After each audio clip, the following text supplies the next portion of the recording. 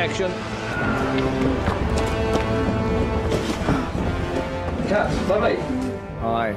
Welcome to our new blog. This time, we thought we'd talk a little bit about 3D. Get a good look at your opening shot. Oh, yeah, okay, there you go. Just arm in a little closer. Just watch your back. Hi, I'm Angus. Welcome to the world of 3D.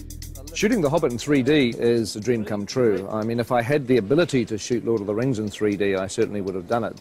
What I actually did on The Lord of the Rings is I had a 3D camera taking 3D photographs. Hopefully, one day, maybe even on 3D Blu-ray, we might be able to actually show you some of the 3D photos from 10 or 12 years ago. It's 3D and I've got reading glasses, it's all good. But now, the reality is that it's not that difficult to shoot in 3D. I love it when a film draws you in and you become part of the experience. And 3D helps immerse you in the film. But the essence of our camera system is a camera called the Red Epic. Really, it's this thing that enables us to shoot 3D on The Hobbit. But of course, to shoot 3D, you actually need two cameras. The problem that we have in the cinema world is that the lenses that we use are so large that we cannot get an interocular similar to a human's, which is the separation between your eyes. For us to get the two cameras as close together as possible, they have to shoot into a mirror. We have to use a mirror system, which is a rig that's designed by a company called Reality. one's left eye, one's the right eye. One shoots through a mirror, the other one bounces off a mirror, and so the two images are perfectly overlaid. With using two eyes, we can move the cameras apart and also, more importantly, is find a convergence point. For example, see around someone's face, just like you're looking at a friend. The convergence point is the screen plane itself. 3D forms two places: positive space, which is inside the box, what you see behind the person who's standing on the screen, and negative space, which is what you feel comes out into the audience, an arm, a bullet, or whatever you want.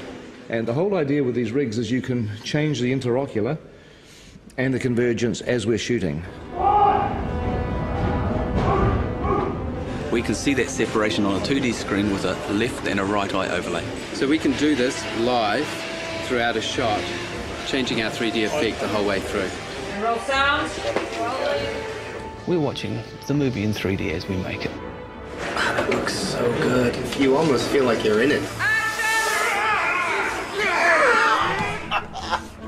A lot of people have an image of 3D being big and cumbersome, and that's true, but we've got a lot of different rigs that we've built for different purposes. It's actually easier in this weird 3D world to have different camera systems for different uses. So this is a camera that we built to go on a crane that can move around and it never comes off the crane. This is the TS5 in a handheld mode. It's our main workhorse camera. It's light, it's small, so it allows Peter to get into very tight, narrow corridors and caves as if he would with a 2D camera. Oh, yes, yes, yes. You know, mobile camera work has always been very important for the films that I've made, and the last thing I wanted to do when we went to 3D was to restrict or change the shooting style. So with the camera doing the help as well, you don't need me to do much.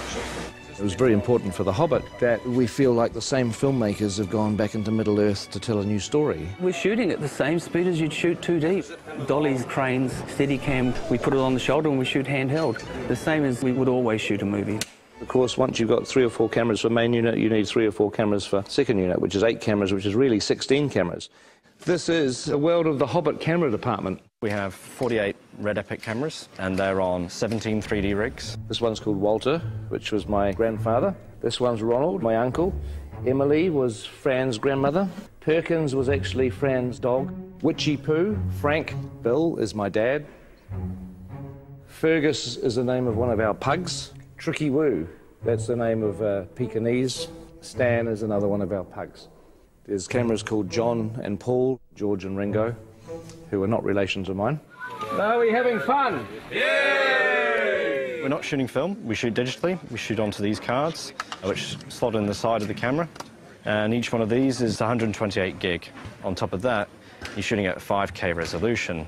A very sharp, clear image. Needs like a chart, but you know, like 5K's there, 4K's about there, and then your 1080 home TV is down here. So It gives you sort of an idea of the amount of information that we're actually capturing on these. Let's do another one of those. 48 frames, yes. Yep.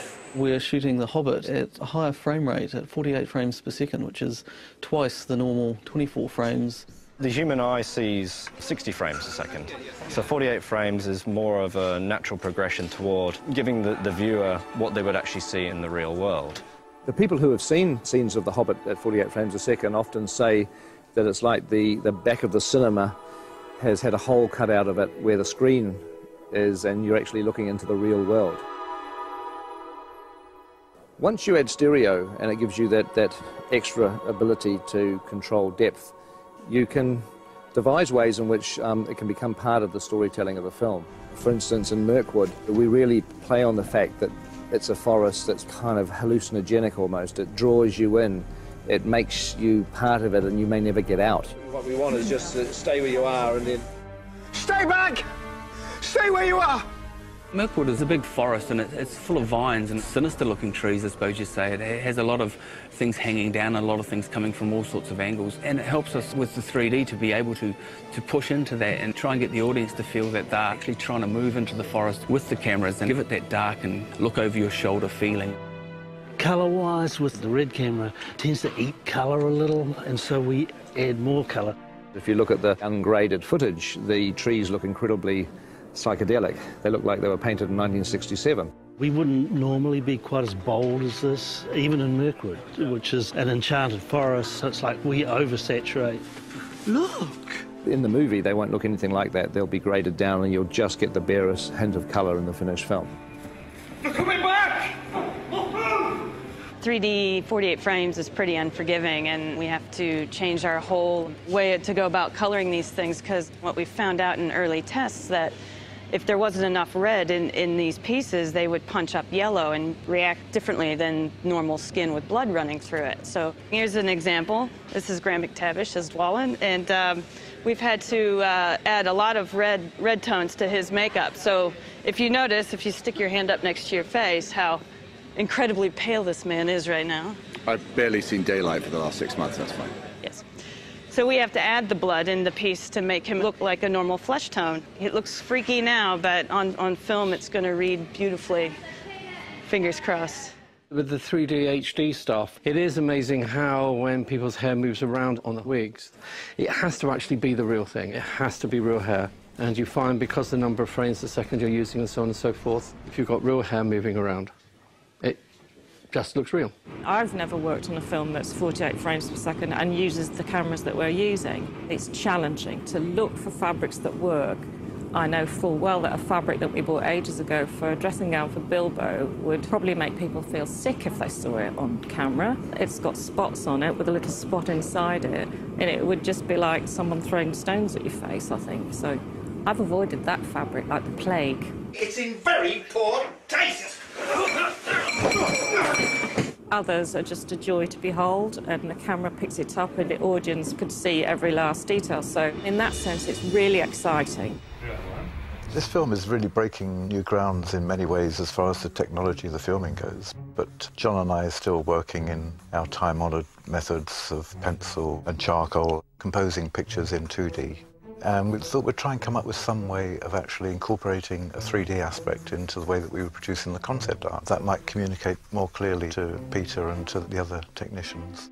So what we're doing is 2 drawings. One is in red, one is in blue, and the 3D glasses have a red lens and a blue lens, one for each eye.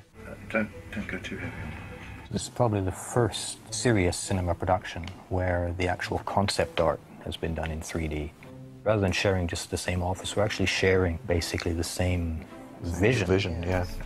There's been a bit of a tendency for me to take on the blue. And obviously, you know, sitting on the right-hand side of the picture, it's easier to actually get your head around the left side. It doesn't make sense when you try and explain it like that. It's a huge help for Peter because we're actually proposing the full depths. I mean, it means Peter has to wear glasses when he looks at our art, but... Yeah. My God, coming at you, look at that. Whoa! If you happen to have a pair of glasses like these at home, you should be able to see the artwork in 3D. You look great. Very three-dimensional. You've definitely improved. I know.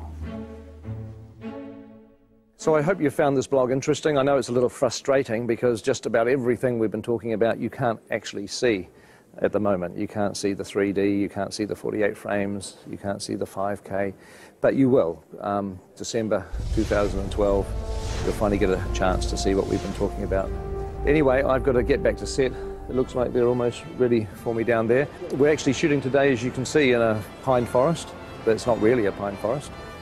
It's a polystyrene and plaster pine forest. But very shortly, we're going to be leaving the studio and moving on to locations for a few months. So the next time we see you will be from a location somewhere in New Zealand. Catch up with you soon.